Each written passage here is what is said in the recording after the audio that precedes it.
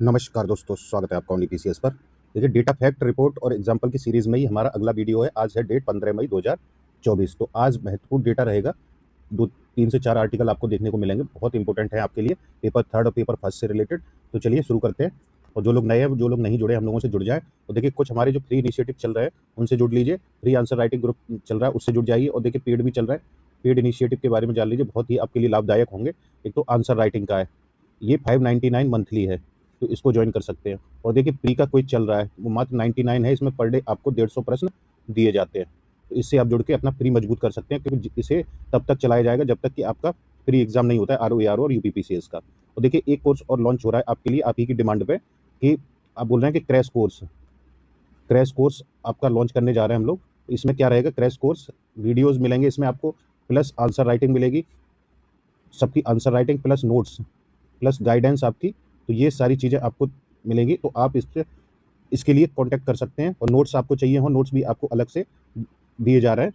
तो आप सारी चीज़ों के लिए कांटेक्ट कर सकते हैं इस नंबर पे 8527434727 पे। तो ये आपका 25 मई से शुरू हो रहा है क्रैश कोर्स। तो इसके लिए आप जुड़ सकते हैं, इसी नंबर पे आप मैसेज करके जानकारी ले सकते हैं सब।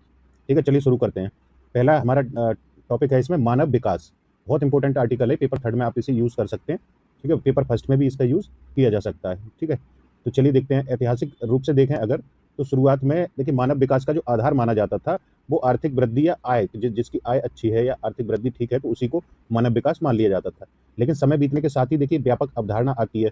और 1990 में UNDP के द्वारा ये लाई जाती है व्यापक अवधारणा। ये 3 आयाम इसमें फिर शामिल किए जाते हैं। पहले तो सिर्फ आय के आधार पर ही माना जाता था, अब गैर आय स्रोतों को भी शामिल किया, जैसे स्वास्थ्य और शिक्षा। तो 3 आयाम इसमें शामिल किए, आय, स्वास्थ्य और शिक्षा।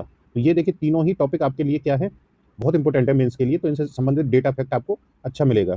तो देखिए, ये जो एक तो आय स्रोत और ये गैर आय स्रोत में, दो में बांट दीजिए इनको। तो देखिए, ये दोनों ही आपस में संबंध हैं, इनका दोनों ही आपस में संबंध है, और एक दूसरे को ये बल भी देते हैं। क्योंकि माना जाता है, एक फिगर और देख लेते हैं इसका, तो इससे आपको स्पष्ट हो जाएगा। दोनों ही एक दूसरे के लिए इंटरलिंक है, दोनों आपस में। जैसे किसी देश की लंबी अवधि में आर्थिक वृद्धि दर हासिल करने में भी अहम भूमिका होती है किसकी? मानव विकास की। तो ये आपका यूज कर सकते हैं आप पेपर फर्स्ट और थर्ड में। अब देखिए, इस तरीके का एक फ्लो चार्ट या डायग्राम बना सकते हैं।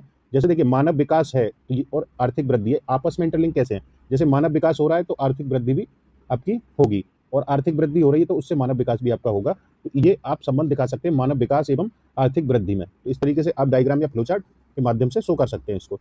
अब देखते हैं कुछ डेटा है इस पे, इसी के आयाम जो है इन पे।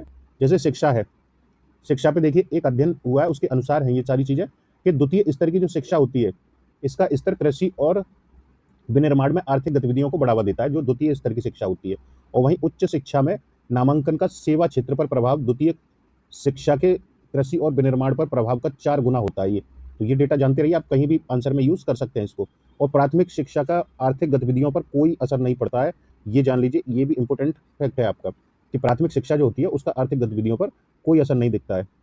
आगे देखते हैं, इससे संकेत क्या मिलता है? जैसे जो ऊपर हम लोगों ने बात की, इससे संकेत मिलता है कि कम से कम द्वितीयक स्तर पर गुणवत्तापूर्ण शिक्षा की आवश्यकता है।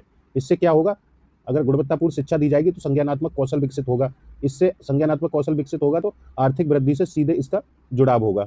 यानी सीधे किसको प्रभावित करेगी? या आर्थिक वृद्धि को। ठीक है, सीधा जुड़ाव इसका आर्थिक वृद्धि से है। तो सुझाव देख लीजिए, जैसे प्राथमिक शिक्षा को आर्थिक वृद्धि में योगदान अगर देना है तो क्या करना पड़ेगा? द्वितीयक शिक्षा के व्यापक प्रावधान किए जाने चाहिए। प्राथमिक एवं द्वितीयक शिक्षा अब जो इसमें SDG लक्ष्यों में भी शामिल की गई है, तो इसलिए ये दोनों को ही, मतलब इन दोनों पे ही आवश्यक जरूरी है कि कार्य किया जाए। तो ये हो गया कुछ इसमें। देखिए, इसको निष्कर्ष में आप कहीं भी यूज कर सकते हैं, बड़ा अच्छा निष्कर्ष है ये, कि जैसे भारत को PCI यानी पर कैपिटा इनकम व आकार के मामले में विकसित देशों की बराबरी अगर करनी है तो मानव विकास को आर्थिक नीति निर्माण के केंद्र में रखना होगा। किसको? मानव विकास को आर्थिक नीति निर्माण है उसके केंद्र में रखकर ही सारी रणनीतियां, पॉलिसियां, सब कुछ बनानी पड़ेगी। तो ये आप निष्कर्ष में कहीं भी यूज इसे कर सकते हैं। कुछ अनदेखियां हो रही हैं, उनको देख लेते हैं। जैसे स्वास्थ्य पर सार्वजनिक व्यय GDP के 1% से भी कम है। पिछले 3 दशकों से ये स्थिति बनी हुई है स्वास्थ्य पर। अब ये स्वास्थ्य का डेटा है, इस पर देख लेते हैं हम लोग। तो राष्ट्रीय स्वास्थ्य नीति 2017, यहाँ पे स्वास्थ्य डाल लीजिए। ठीक, राष्ट्रीय स्वास्थ्य नीति 2017 में लक्ष्य रखा गया था 2.5% का, और ये अब तक इसके आसपास भी नहीं पहुंचा है व्यय, राष्ट्रीय स्वास्थ्य नीति के में जो 17 में बोला गया था। शिक्षा पर व्यय देखें तो 4.6%, है जो 6% से काफ़ी कम है। और ये 6% का लक्ष्य रखा गया था 1968 की शिक्षा नीति में। किसमें? 1968 की। सोचिए 6% का लक्ष्य रखा गया था और वो आसपास भी नहीं है अभी। सोचिए अब क्या चल रहा है, 68 से लेकर 24 चल रहा है, इतने सालों के बाद भी अभी हम उस लक्ष्य को नहीं प्राप्त कर सकते जो 1968 में रखा गया था। तो ये डेटा आप यूज़ कर सकते हैं कहीं भी। स्वास्थ्य पर खर्च के चलते 2011-12 में 5.5 करोड़ लोग गरीबी में चले गए थे। तो सोचिए कितना बड़ा फर्क पड़ता है। बीते 3 दशकों में एसडीआई में, ह्यूमन डेवलपमेंट इंडेक्स में केवल 0.20 अंक का सुधार हुआ है, मात्र 3 दशकों में। भारत स्वास्थ्य एवं शिक्षा मानकों पर अपने समकक्ष देशों से बहुत पीछे है। तो ये आप इन चीज़ों को दिखा सकते हैं। तो मानव विकास, अगर देखिए हर बार पूछते हैं मानव विकास और सस्टेनेबल डेवलपमेंट जैसी चीज़ें हैं, ये आपसे हमेशा पूछी जाती हैं। तो मानव विकास को आप अच्छे से तैयार करते रहिए, ये आयाम आपके पूछे ही जाएंगे कहीं ना कहीं। ठीक है, तो ये काफ़ी पीछे है, तो जहाँ ज़रूरत है वो आप दिखा दीजिए। तो और भी कुछ चीज़ें होंगी वो आप अपने से ऐड करके इसमें डाल सकते हैं। तो चलिए अगला आर्टिकल देखते हैं। इसमें ये पेपर 1 का आर्टिकल है। पेपर 1 में देखिए प्रवास है, सीधा सीधा टॉपिक है प्रवास पेपर 1 में। और क्वेश्चन आपसे पूछा जाता है प्रवास क्या होता है। वो बेसिक जितनी भी चीज़ें हमने नोट्स में डाल दी हैं आपकी, पेपर 1 का जो नोट्स बन रहा है उसमें सारी चीज़ें आपकी डाल दी गई हैं। तो बेसिक चीज़ें आपको वहाँ से पढ़नी है, यहाँ से डेटा और करंट आपका यूज़ करने वाली चीज़ें रहेंगी। देखिए प्रवास 2 तरीके से होता है, एक तो आंतरिक प्रवास, एक बाह्य प्रवास। ठीक है, जैसे माइग्रेशन इंग्लिश में बोलते हैं। यहाँ सिर्फ बाह्य प्रवास की बात करेंगे, आंतरिक प्रवास से संबंधित नहीं है ये डेटा। ठीक है, अब इसमें देखते हैं। देखिए जो बाह्य प्रवास है उसमें लैंगिक झुकाव देखने को मिलता है कि 65% पुरुष प्रवास होता है और महिला प्रवास नहीं, कितना कम है इसमें। तो सोचिए महिलाएं घर पे ही रह जाती हैं और पुरुष क्या है, कमाने या उसके चक्कर में वो बाह्य प्रवास करते हैं।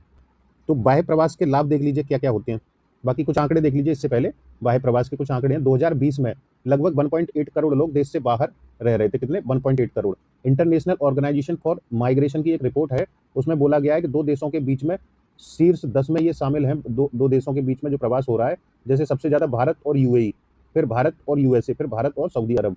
और देखिए प्रवास में इसमें बांग्लादेश को भी शामिल किया गया है शीर्ष 10 में, 2 देशों के बीच। तो बांग्लादेश से भारत में प्रवास सबसे ज़्यादा होता है, तो ये भी इसमें शीर्ष 10 में शामिल किया गया है ये रिपोर्ट के अनुसार।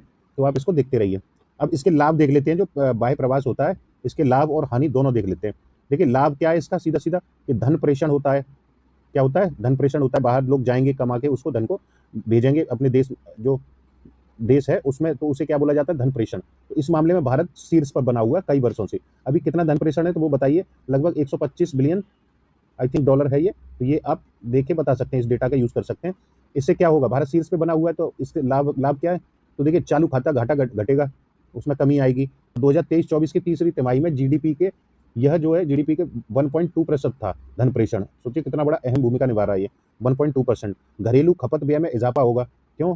क्योंकि घरेलू मांग मजबूत होगी, पैसा बाहर से आएगा, डिमांड बढ़ेगी, तो फिर उससे क्या होगा? घरेलू खपत व्यय में इजाफा होगा, उत्पादन में वृद्धि होगी, सप्लाई चेन जो जितनी भी होती है वो स्ट्रांग होगी। तो ये सारे पॉइंट यहाँ पे आप दिखा सकते हैं और बाकी जितने हैं वो आप अपनी सोच से इनको लिख सकते हैं।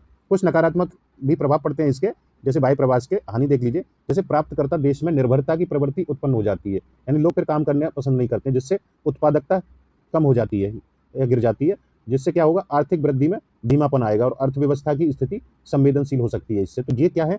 आपके नकारात्मक प्रभाव पड़ेंगे। कुछ कारणों से देख लीजिए, कुछ कारणों से धन प्रेषण अचानक प्रभावित होता है तो मुश्किल हालात बन जाते हैं। जैसे कोरोना काल देख लीजिए, कोरोना काल जैसी स्थिति अगर आ जाती है तो इससे धन प्रेषण प्रभावित होता है और मुश्किल के हालात बन जाते हैं। अगर आदत ये बन चुकी है कि निर्भरता की, तब तो और ज़्यादा स्थिति बदतर हो सकती है इससे। अब धन प्रेषण पर निर्भरता देख लेते हैं, क्या है भारत की निर्भरता, कोई समस्या की बात है या नहीं है, वो सब समझ लेते हैं। 2022 में देखिए जो सबसे ज़्यादा निर्भर था वो ताजिकिस्तान था, जो शीर्ष पर था। इसमें धन प्रेषण और जीडीपी का अनुपात 51% था, सोचिए। जबकि भारत में ये अनुपात 3.3% है, यानी अभी स्थिति ठीक है यहाँ, इसलिए निर्भरता यहाँ कम है। कम कौशल प्राप्त लोगों का प्रवास ज़्यादा होता है। इससे क्या है कि देश में उत्पादक रोजगार अवसर तैयार करने की आवश्यकता है। देखिए कुशल अगर लोग हैं, कौशल प्राप्त हैं, अगर वो प्रवास करते हैं तो समझ आता है कि वहाँ अच्छी सैलरी के उस पर। लेकिन जब कम कौशल वाले लोग प्रवास करने लगे तो उससे स्थिति क्या समझ आता है कि उत्पादक रोजगार के अवसर देश में तैयार करने की आवश्यकता है। तो ये ज़रूरतें हैं। बाकी कुछ और देख लेते हैं। चुनौतियाँ भी हैं इससे रिलेटेड। कुछ चुनौतियाँ हैं, जैसे प्रवासी जो होते हैं उनके साथ भेदभाव होता है, शोषण होता है, स्वदेश वापस भेजने जैसी समस्याएं होती हैं, उनके वीज़ा वगैरह वो सब जब्त कर लिए जाते हैं। बहुत सारे आप सुनते रहते होंगे न्यूज़ में। प्रवासियों की पूरी जानकारी रखना ये भी एक चुनौती है, क्योंकि पूरी जानकारी नहीं होती है भारत सरकार के पास भी। और ऐसे लोग, मतलब आपने मूवी देखी होगी, अभी आई थी शाहरुख खान की, उसमें दिखाया गया है कि लोग क्या जो डोंकी आई थी, डोंकी मारते हैं तो उसमें क्या होता है कि वो डेटा नहीं होता है गवर्नमेंट के पास, तो उससे काफ़ी समस्याएं हो जाती हैं, भेदभाव शोषण जैसे इशू सामने आते हैं। निष्कर्ष देखिए, वैश्विक श्रम की गतिशीलता भारत की आर्थिक कूटनीति की प्राथमिकता होनी चाहिए। इस ऐसे इसे ऐसी दुनिया में भारत के हितों की रक्षा करनी चाहिए जहां संरक्षणवाद तेजी से बढ़ रहा है। तो ये आप इस तरीके के लाइन आप निष्कर्ष में यूज कर सकते हैं। बहुत अच्छी चीजें होती हैं ये, जो भी आर्टिकल होते हैं वो काफी अच्छे लोग लिखते हैं, तो ये आपको देखने चाहिए। अब देखिए अगला देखते हैं, बुजुर्गों का स्वास्थ्य। पेपर 1 से आप यूज इसे रिलेट कर सकते हैं। इसमें बुजुर्गों के स्वास्थ्य से संबंधित महत्वपूर्ण डेटा है। जैसे एक एनजीओ का अध्ययन है, उसमें बताया जाता है कि शहरी क्षेत्रों के लगभग 50% बुजुर्ग आर्थिक मुश्किलों व कई अन्य कारणों से जरूरी वक्त पर चिकित्सकों के पास नहीं जा पाते हैं। सोचिए 50% ऐसे बुजुर्ग हैं। ये बुजुर्गों से संबंधित ये पूरा डेटा। और ये ग्रामीण क्षेत्रों में तो और बदतर है, वहाँ 62% ऐसी स्थिति है जो बुजुर्गों के साथ। एक एडीबी की रिपोर्ट है, उसमें बोला गया कि भारत सहित एशियाई देशों में बुजुर्गों की संख्या एवं अनुपात में तेजी से वृद्धि हो रही है। सॉरी। आर्थिक सामाजिक प्रगति प्रगति देख लेते हैं कि जीवन की गुणवत्ता में सुधार अगर होता है तो क्या होगा इससे, कि जीवन प्रत्याशा सुधार हुआ है, जो आर्थिक सामाजिक प्रगति हुई है तो उससे जीवन की गुणवत्ता में सुधार हुआ है तो जीवन प्रत्याशा बढ़ी है, वो 70 वर्ष प्लस हो गई है। तो ऐसी स्थिति में भी बुजुर्गों की संख्या बढ़ेगी। वर्तमान में भारत में देखो बुजुर्गों की आबादी कितनी है, 10% से अधिक हो चुकी है। और यूएनएफपीए के अनुसार 2050 तक ये आंकड़ा जो पहुंचने वाला है वो 19.5% हो जाएगा। ये तो ये सोचने वाली स्थिति है, यानी बुजुर्गों के लिए नीतियों को केंद्र में रखकर बुजुर्गों को नीतियों को बनाने की आवश्यकता इससे नजर आती है। तो आप इसे सुझाव में डाल सकते हैं। Longitudinal ageing study of India report 2021। तो इसमें देखिए क्या है, बुजुर्ग आबादी का बड़ा हिस्सा पीड़ित है किन चीजों से, पुरानी बीमारियां हैं, कार्यात्मक सीमाएं हैं, अवसादग्रस्त लक्षण हैं और कम जीवन संतुष्टि। ये सब कारण हैं आपके पीड़ित होने के। राष्ट्रीय स्वास्थ्य प्रोफाइल 2017 के अनुसार स्वास्थ्य तक पहुंच देख लेते हैं कि ग्रामीण क्षेत्र में प्रति 1 लाख आबादी पे मात्र 43 चिकित्सक मौजूद हैं। कितने? 43 ग्रामीण क्षेत्र में। और शहरी क्षेत्रों में ये 118 हैं। तो सोचिए कि कितनी स्थिति खराब है चिकित्सा के स्तर पर कि 43 चिकित्सक 1 लाख आबादी को कैसे मैनेज करेंगे, इतने 43 मौजूद हैं। स्वास्थ्य बीमा कवर देख लेते हैं, लगभग 20% आबादी को ही कवर करता है। और स्वास्थ्य बीमा कंपनियां देख लेते हैं जो अपने उत्पाद जो बनाती हैं ना, वो मुख्य रूप से उच्च आय समूहों के लिए डिजाइन करती हैं अपने उत्पादों को। मध्यम आय वर्ग के अधिकांश लोगों के पास बीमा सुविधा नहीं है, और ये होती है तो काफ़ी महंगी और काफ़ी लॉन्ग ड्यूरेशन वाली होती है, जिससे लाभ कम मिल पाता है।